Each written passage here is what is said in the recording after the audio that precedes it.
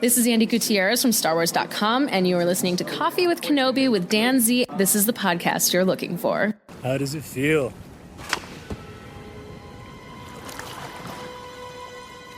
Don't move. What did you mean by strength in the Force? Exactly that. If you were a Jedi, you know it's something you must exercise. Without training, it fades. And that's what they told you? I had to lose a lot of myself in order to become a Jedi. Even if I didn't know it at the time. I'm sorry if you felt that way. How could I feel any other way? What happened here? What do you see?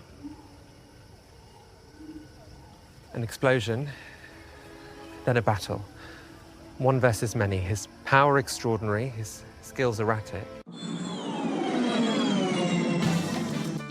This is Vanessa Marshall, Harrison Dula from Star Wars Rebels, and you're listening to Coffee with Kenobi. Hello, friends, and welcome back to Coffee with Kenobi. It is time to talk about the 6th episode of The Acolyte. The episode is titled Teach/Corrupt, and I have got one person to join me. If you've been listening to our coverage of The Acolyte this season, then you know who I am bringing on to be my co-pilot, my co-host, the one and only from Jedi News, James Burns. James, welcome back to the show. Thank you very much for having me. Hey, how have you been this past week? I've been really good. I've been looking forward to talking about with this episode with you. I'm definitely excited to hear what you think. We have not talked in advance about what we think about the episode. Nope. There's only, counting this, after this, there's only 2 episodes left. There's a lot to wrap up, a lot to be uncovered. So let's go ahead and kick it off. James, give me one word to talk about Teach/Corrupt and your overall thoughts on the episode. Duplicitous. So the reason why I've chosen that word is because obviously there's a number of threads throughout the episode where everybody seems to be trying to double cross the other person. I mean, that's basically what the whole episode is. And when that's not going on, you've got Venestra, who's hidden what she's done from the Jedi Council, and she's having this conversation with, is it Mog? Yeah, it's Mog. And Mog was a bit surprised that she knew exactly the location where Soul and the other Jedi had gone to. Mm-hmm. So I think that's going to potentially cause ripples in future episodes. I enjoyed it. I found it a little bit slow, especially compared to the previous episode, which was full on, all that fighting, all that non-stop action. And in this, we had no action at all. All right. Well, my word is broken. These characters are broken. Even the characters like Soul that I found some respite and inspiration in, he is pretty broken too, just as broken. I did not like this episode. I found it hard to get through, and it seems that this is the way this season is going to go. And I'm looking forward to learning from you about this. Again, I take no pleasure in not liking these things. There's usually something that I can salvage in an episode. Mm-hmm. I had a really hard time with it in this one, except for one thing, and I know that I will talk about that. Okay. Was there nothing that you particularly liked? There was one thing I particularly liked. I can just have a no. I like Manti. I like Manny Jacinto's performance. I think he's dynamite. He could carry a series all by himself, Star Wars or otherwise. He's very charismatic. He's very committed to his role. He's very engaging, and I find him to be even though he's a very evil character in this series, I find him to be captivating, and I like his performance quite a bit. Mm-hmm. He's very engaging, and I think Leslie Headland came out and said this week that when she saw his performance, they went away and rewrote some of the latter episodes to include more of him because his performance on screen was just so amazing. I'm glad to hear that. I did not know that. I'm very, very glad to hear that. So I guess that would be my first one to talk about is his performance is so engaging. The way he manipulates Osha is disturbing Yes. and psychologically twisted, and he's like a predator, but he sells it. He sells it. There's not like you can see why Osha would give in to his very subtle but also very direct tactics. He's like in the natural world, a predator shows very appealing things to try to lure someone in before destroying them. And you get the sense that is happening here. While he talks about wanting, he wants the power of two. Given what we know about the history of the power of two, it's hard to believe he has anybody's interest in mind other than himself. But the way that it is executed and performed and told on screen is, to me, the most compelling part about this episode. Do you think there's some sexual chemistry between the character of Osha and the character of the stranger? Because when he's in the water, he says, well, unless you're going to come and join me. Mm-hmm. That was a bit of I had to stop myself at that point thinking, well, hold on. I've got a lot to say about that, but I'm going to try to save that because this is the only positive thing I'm going to say about the episode, but I'm absolutely going to talk about that. Okay. Yeah. Because I just found that really interesting in terms of, I really liked the way that she walked to the water, picked up the lightsaber, and then I was waiting for him to react, and I didn't know whether he was going to jump out the water or he was going to, but it was very subtle. It was done very, very well. And I actually thought her performance at that point was very good. It was. No, I believe me. I'm going to talk about it a lot, but I'm trying to at least have one thing I say positive. So I'll come back to it. I promise. Okay. All right. No, that's fair. That's fair. So what is, tell me the first thing that jumps out to you about it, or is that it? Is that what you want to talk about? No, well, obviously we have to talk about the lightsaber whip. And I just hope that the amount of anticipation that they've put behind that moment, that's not all we see of it, because I'll be bitterly disappointed if that's the case. The way Vanessa used it, I thought was very, very clever. She sensed something, she took it out, she dealt with the threat very, very quickly and put the lightsaber light whip away. And I thought the effect was done very well. And I liked the other character who sort of had his hand on his lightsaber ready to try and deal with the threat, but obviously she was much quicker. I just hope we see more of her using it, because obviously it's been built up as this big, big thing, and we've never seen it before in live action. I just want to see more. Is that the clip we saw in the trailer? Because remember, I didn't watch the last trailer. Yeah, I think so. It's a bit difficult to tell from the way it's been cut, but I'm just hoping we see a little bit more of that. If that is it, then what a massive missed opportunity. Because even though I know what it is, and I watched it a couple times, it's barely discernible that it's a whip. If anything, something shoots straight up in the air, and it's to kill a bug. And then after she does it, she kind of puts her lightsaber down and looks over at her companion. It's almost like hey, did you see that? Isn't that cool? Yeah, which is extremely un-Jedi-like. But I have found Vanessa Rowe to be one of the most disappointing characters in the history of on-screen Star Wars. She is one of the best characters in literary Star Wars. Absolutely dynamite. One of my favorite characters in the High Republic. In this, she is flat. She is emotionless. And even when she goes and finds these dead bodies, she doesn't run up to them. Like there is zero love or compassion there. If she's that stoic, then you shouldn't be a Jedi Knight. She is not a postcard for the Jedi Knight, because she doesn't react at all to Jeki's body. She doesn't to any of their bodies. She doesn't even look up to them. She doesn't go up. She doesn't close their eyes like you see in every show ever, where you close the person's eyes to give them some sort of a peace and ceremonially tell them goodbye. And at the very, very end, as a passing thought, get the bodies prepared for burial. This is even worse. No, it's not worse, but it's as bad. At least last week. At least they address that, though. Yeah, after the fact, as a complete afterthought. These bodies are not treated like beings and companions and loved ones that have become part of the living force. They are treated like stuff. They're treated like stuff. And I watched it very carefully the second time. There's no emotional reaction. There's no running up to the body. There's no grieving. They're just like, let's prepare the bodies for burial. After all these things and walking around, not even going up to the bodies or investigating them, even if you don't want to touch them because you don't want to mess up the evidence. Are you kidding me? Like, that's so horrific to me that there's zero compassion. Are we surprised that none of the bodies disappeared, as it were, as we've seen with other Jedi? You have to learn that. Qui-Gon teaches Yoda and Obi-Wan how to do that. Okay, because I thought that maybe one of them would have gone that way potentially, or would have learned that skill. But I would have been annoyed if they did, because no one has learned that yet.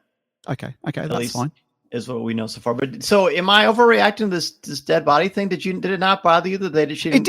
It did, and it also bothered me that they didn't even go into Kelnaka's hut to see whether he was alive, because he was there too, and there was no mention of him. And I would have thought that there would be a reference. Well, did Kelnaka see it? Because that's why they were going there in the first place. And that whole story strand was just a waste, discarded. Yeah. And the way that Jeki and Yord were treated and the way that we have reacted to them, there is zero reason to care about them in any of this series, because the characters don't. The characters Soul doesn't. Don't. Yeah. So why should we? The more I talk about it, the more angry I get. This is really upsetting. Yeah, no, I can hear it in your voice. I can really hear it in your voice. I'm sorry. I don't mean to be like that, because, again, I don't enjoy it at all. It's just, as a person of faith, as a person who loves story and mythology, and who understands the cultural context of death and the power of death throughout the history of human civilization, if this is the Jedi way, it's no wonder the Jedi fell away. There's no excuse for it. It really bothers me. What should have happened is Vanestra or one of the other Jedi should have knelt down and as you said, covered the eyes. And had they have done that with just one of them, just with Jeki maybe, that would have been enough. Yeah, no, I agree. Maybe what a beautiful setting. What if Vanestra took off her robe and covered Jeki? Yeah. How beautiful would that be? That's all I need. That's all I need. I'm not asking for something different. Well, I am, but I mean, just basic human decency. Yeah. And seeing Jeki dead like that with her eyes open, that's horrible. Yeah. But we care more than they do, and that bothers me. Yeah. All right, so I've overreacted enough. No, it's all good. Look, listen, there are things that bother certain people in different ways, and I think humility and the way that you deal with death is really, really important. And it's always been dealt with pretty well, apart from Order 66. It's always been dealt with really, really well in Star Wars. So I'm surprised there wasn't that moment when she knelt down, closed Jeki's eyes. That's all it needed. It just needed that 2 or 3 second shot, and that would have been enough. And that would have said and conveyed the whole sympathetic nature of the Jedi.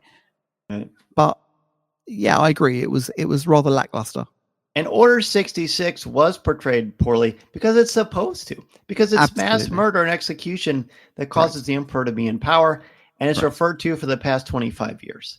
Correct. And you wouldn't expect any of the clones to go over and to close their eyes or to cover them up, because they were instructed specifically to kill them in cold blood, which is what they did. They had no agency. They had no choice. These characters had a choice. All right, is it my turn or yours? I think it's mine. Yeah, it's your turn. This is going to be fun.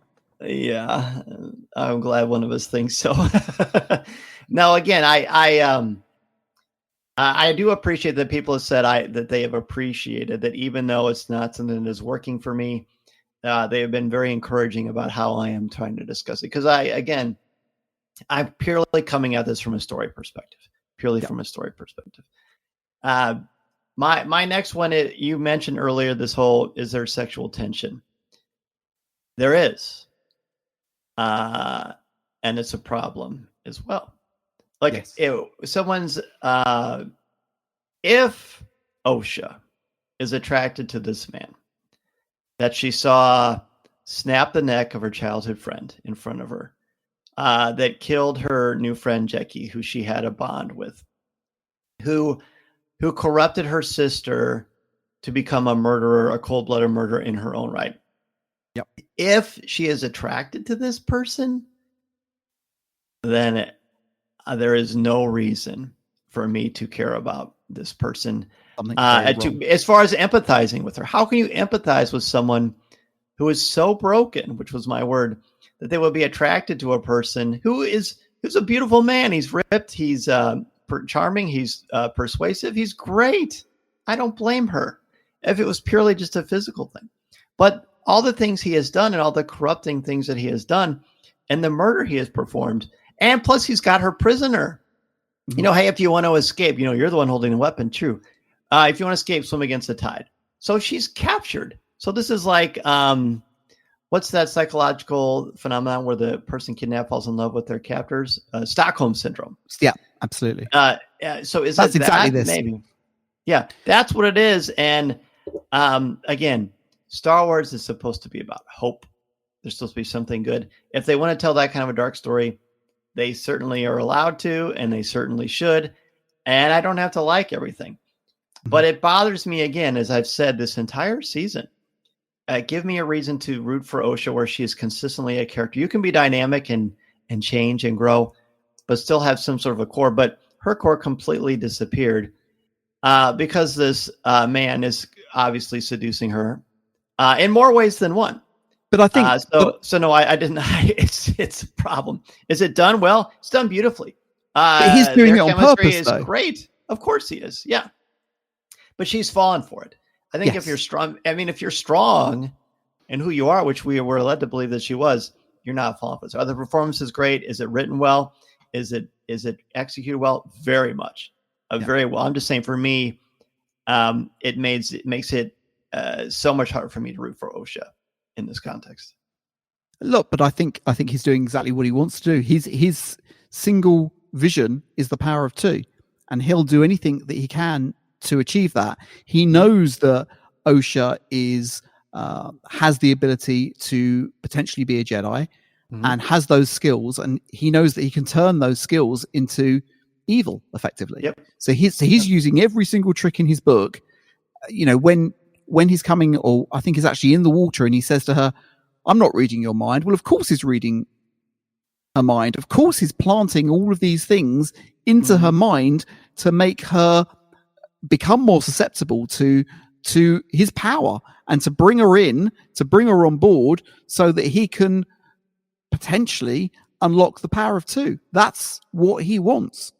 Yep, he does. So then we have to ask ourselves, is it fair as an audience to assume that we know the direction that the storytellers are taking the story? Is it fair to us to put upon their intent as an audience? No, it is not fair. I do not know the intent. I do not think it was done or created to show that this is a good thing. But it is a titillating thing. And there is a part of the audience that, whatever the reason, they're drawn into that. And that's fine. I'm saying that for me, I find that to be a disturbing recipe, because I don't think they portray it as a positive thing, but they also kind of do. And that's pretty tricky for me. That makes sense? Yeah, no, I can see that. I can see it. From my point of view, I think that he is deliberately trying to manipulate her and trying to get her to turn. And the whole thing... Is it portrayed as a positive thing? Because if it is, that's irresponsible. If it's shown as toxic and bad, then it's genius. I think it's being conveyed as being a negative thing, because we see the flip side when we cut to Soul and May, and we can see how distressed Soul is, and there's some really good acting by him in terms of his performance, and we can see how gutted he is about what's just happened. And I'd like to know how quickly he knows, or how quickly he knew that it wasn't Osha and it was May.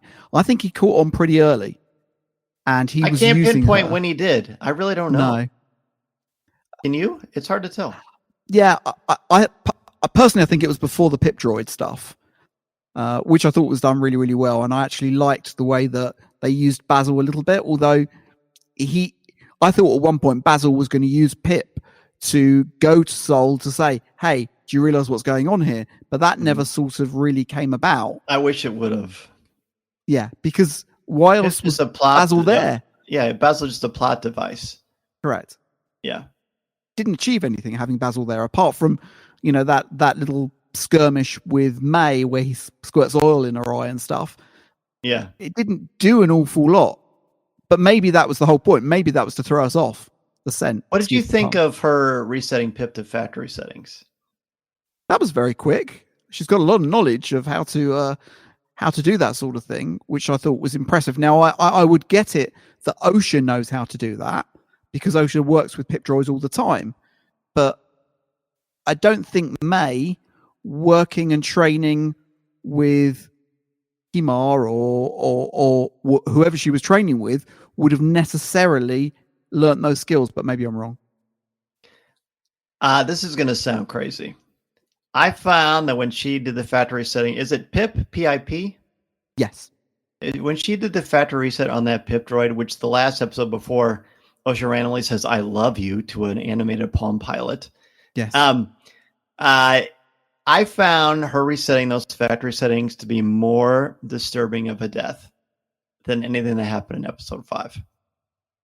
Right. Because I mean, seriously, more than the death of the 2 Jedi. Because OSHA said how much she loves the droid. He's been her companion this entire thing, or it has been her companion the entire time. And then her sister, who knows how much this thing means to her, probably, resets it because it frustrates her, killing it, wiping away its memory and existence.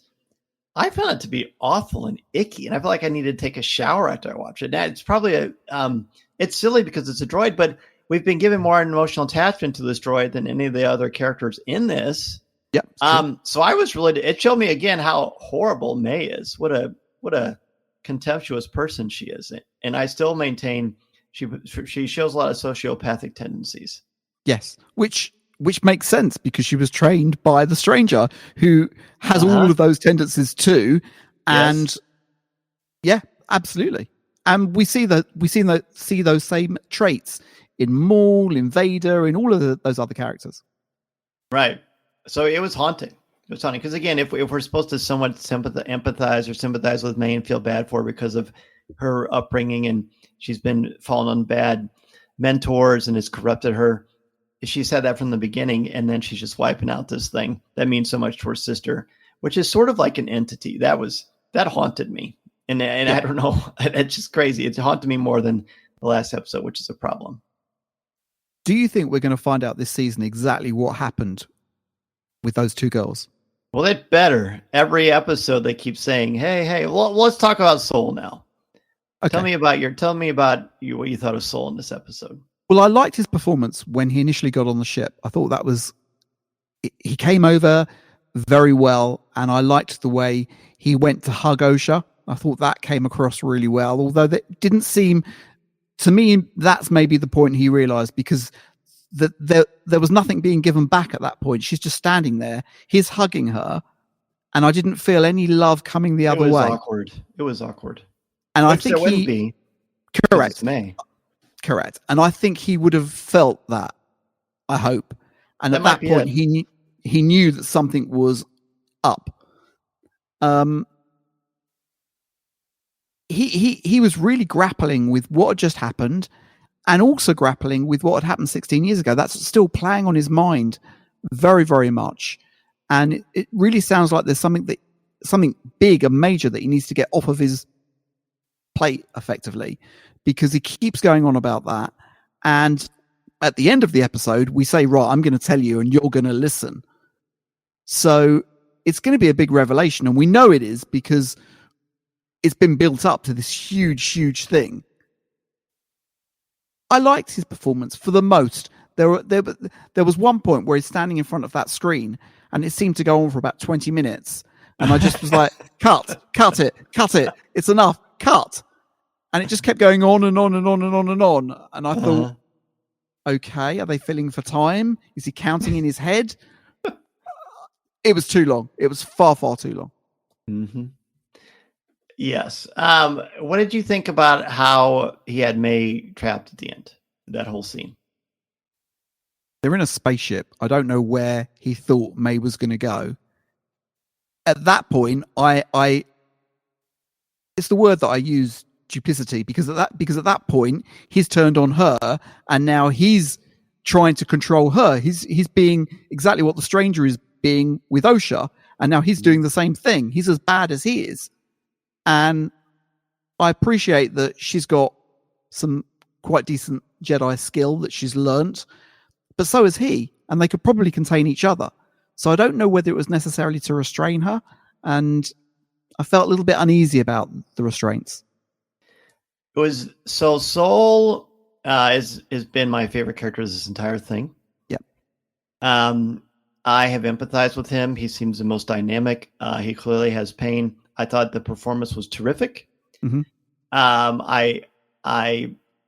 You could tell this is the episode. This is the moment where he is broken, like my word. Yes, absolutely. And his internal conflict, which he has clearly struggled with, which he did in the last episode when he nearly killed this assassin, show that he's got some darkness in him, which he is not proud of. No. But he's also running from because he's not owned it. He's not talked to the High Council about it. We learn all this stuff. Yep. I get all that.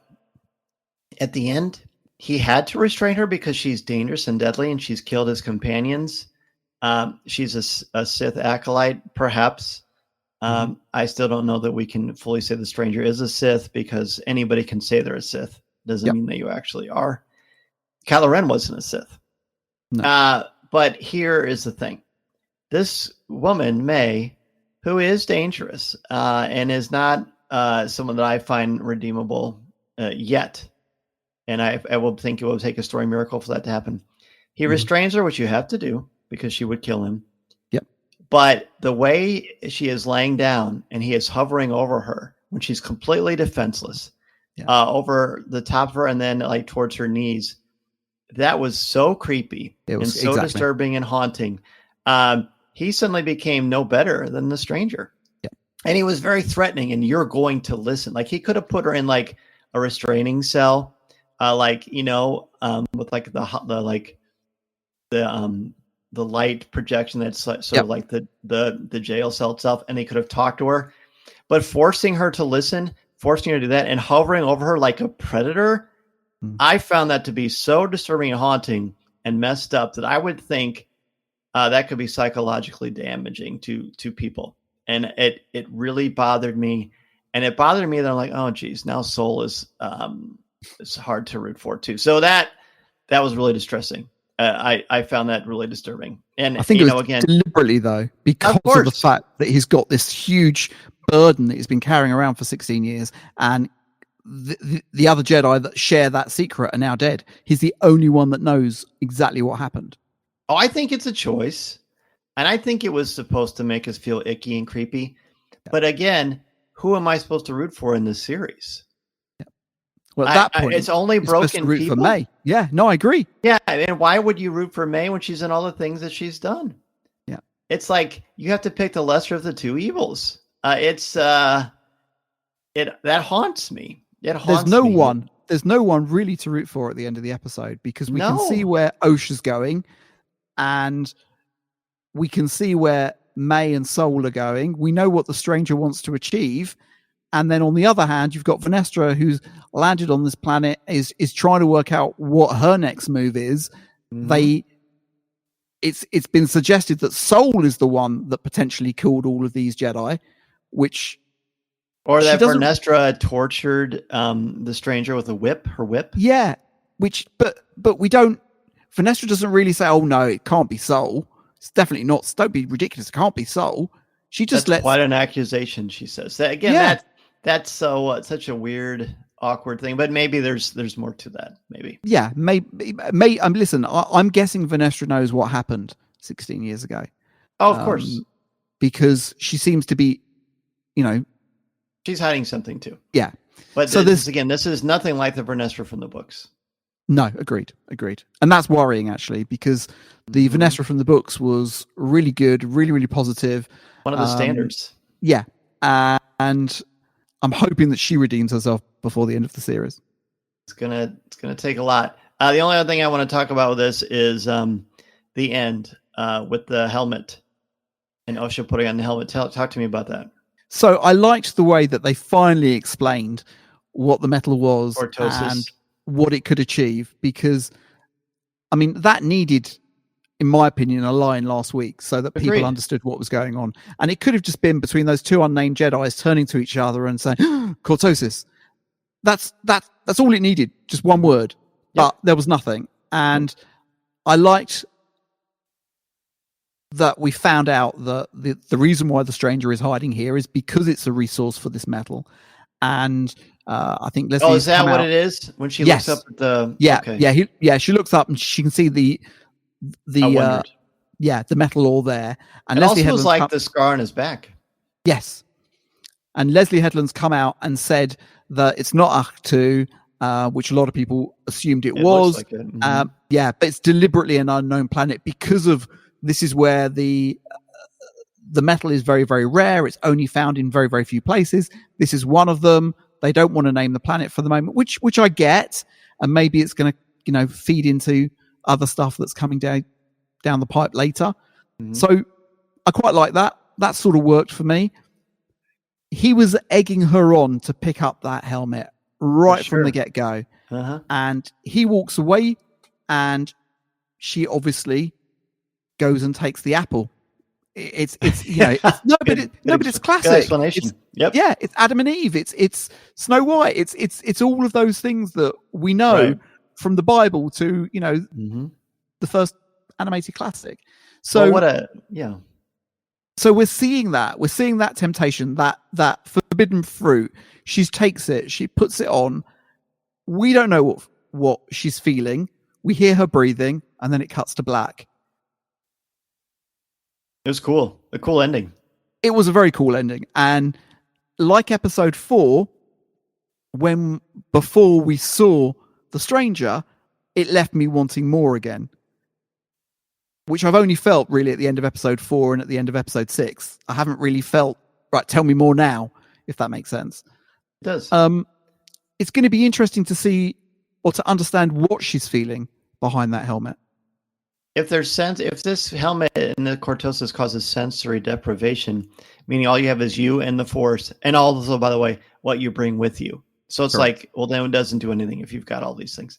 But maybe he's able to commit these unspeakable acts when he's wearing the helmet because he's not acknowledging any of his senses except for his power through the Force, which is fueled by rage because it's a dark side. Correct. Yep. So I kind of like that idea of this helmet helps me to do these things. Mm-hmm. And it's very sinister and creepy. It's got this massive grin, like it looks very serial killer-ish, or like a horror film. The music again completely sends that message home. Music is brilliant.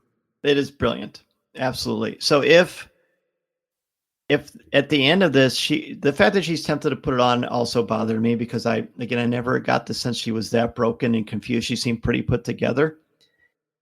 So that's hard for me to kind of follow those breadcrumbs. Yeah, but he's feeding her. He's feeding all of this. He is. He's deliberately going after all of her insecurities. And when she ignites the saber, when they're outside, that was exactly what he wanted her to do. He wanted her to show that rage. So she's that mad because she failed that she's going to cut off his head. I haven't seen enough to show, unless she's got it suppressed, but we haven't seen any examples of suppressed rage. I mean, that sequence I found awkward. It didn't work. Did that sequence work for you? I mean, again, I know what they're trying to do, and they did it, but the motivation is still lacking. And if it's only because you're omitting information, I need more. That's the bit about this series that I find the most awkward, is that the lack of information at certain times. It needs a little bit more exposition, and a word here, a line there, and the story would flow so much easier. That'd be great. And that's all it needs, and it would improve it so much. Mm-hmm.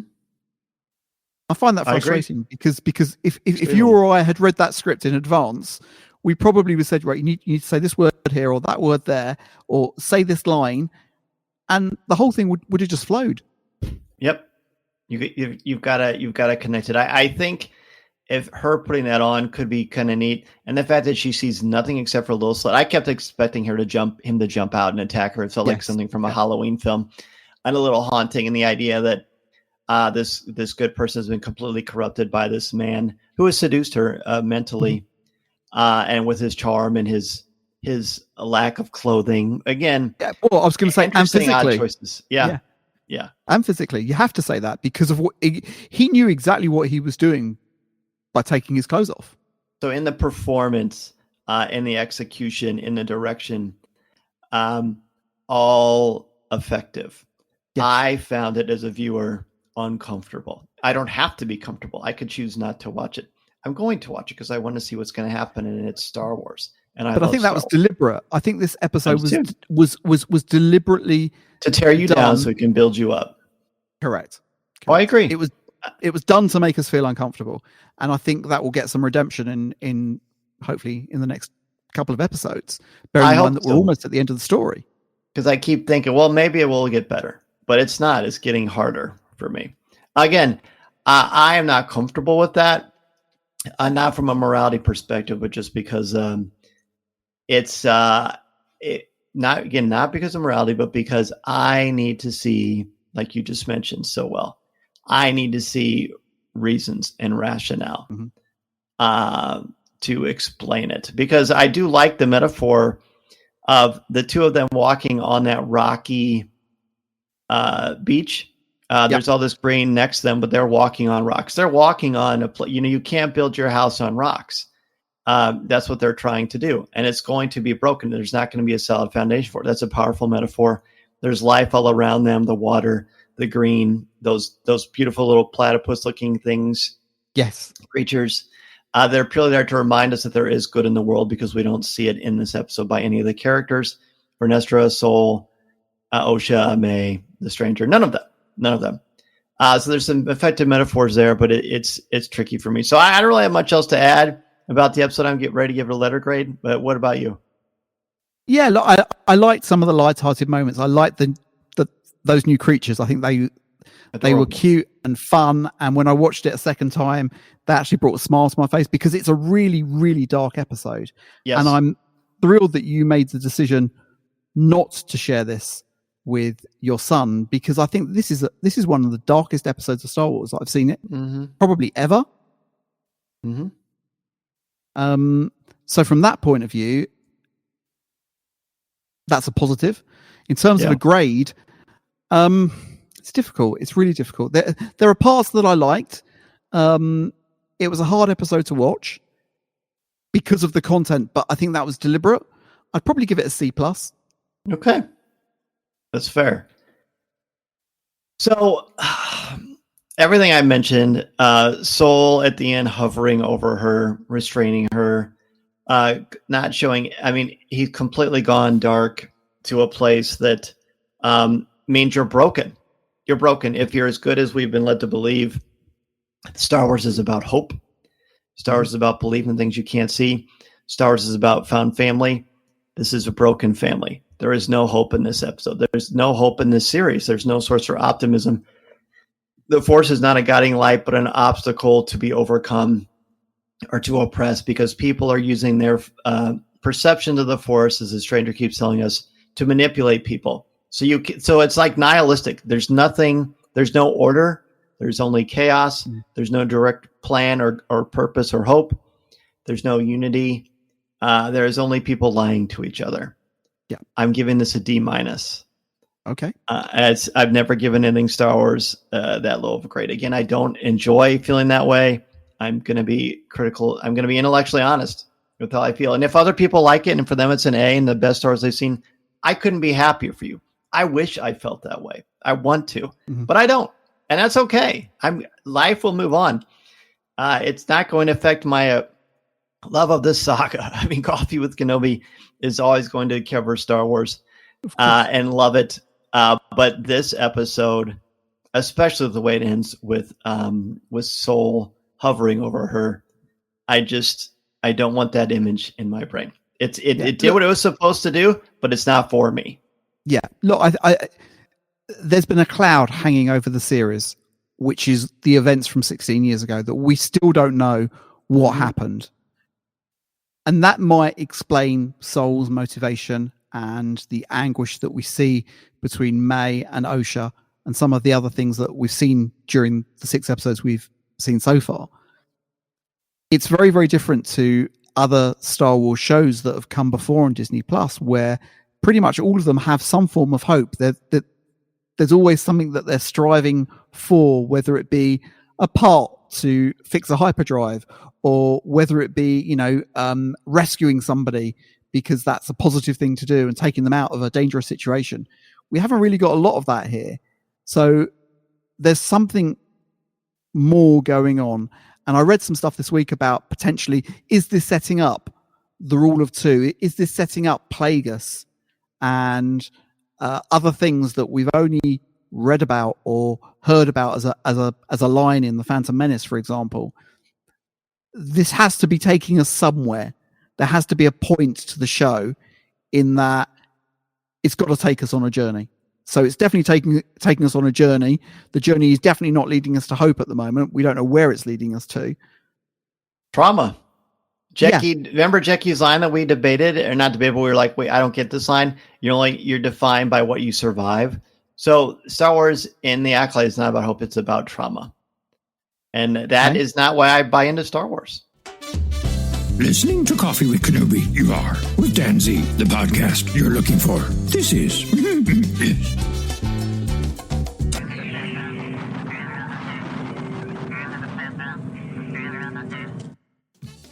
No, I can watch ER for that or something else. That's right. Yeah. That's right. No, I hear you. And I don't disagree. I'm hoping that there will be some redemption. I'm really hoping that there'll be some redemption towards the end. Hope so too. And I will wave that flag high if it happens. Yeah. Yeah, because we've never had a Star Wars series that doesn't end with some kind of hope at the end. Right. That's right. Well, I hope we get it. Yeah. The hope that I have is that is always fulfilled is you. I appreciate you. I appreciate your insights. I appreciate you letting me sit in the chair and you counsel me on this Star Wars series. I always learn from you and appreciate you and your coverage. Please let us know what's going on with you and Jedi News. Well, there's so much happening at the moment. There's all of this, the Acolyte, and then there is so many other Star Wars news items occurring right now. So you can find all the Star Wars news 24/7, 365 days of the year at JediNews.com. Please come and say hello. Find us on social media. Just search for Jedi News Network. Thank you, Dan. Thank you for all that you do and for allowing me as well to sort of, play off of each other. And we do it very well. And it's great because people don't realize that we do this off the air too. All the time. But, we deliberately hadn't talked about this episode. And we've got very, very similar thoughts on it, which is good. We do. Yeah. Thank you again for that. And please, everyone, I know you've got a lot of thoughts on this. Please get your top 5 ready for this episode and for night. On Monday, we're going to have a big CWK Live at 7:00 p.m. Central Standard Time, where we're going to talk about these. So get your top 5 ready for each episode. It'll be a glorious top 10. Really looking forward to your thoughts and really appreciate you all joining James and I to talk about the Acolyte. Thank you again, everybody, so much. Remember, this is the podcast you're looking for. This podcast is not endorsed by the Walt Disney Company or Lucasfilm Limited. It is intended for entertainment and informational purposes only. The official Star Wars website can be found at www.starwars.com. Star Wars, all names, sounds, and any other Star Wars related items are registered trademarks and or copyrights of Disney and their respective trademark and copyright holders. All original content of this podcast is the intellectual property of Coffee with Kenobi unless otherwise indicated. This is the podcast you're looking for. There's no one here.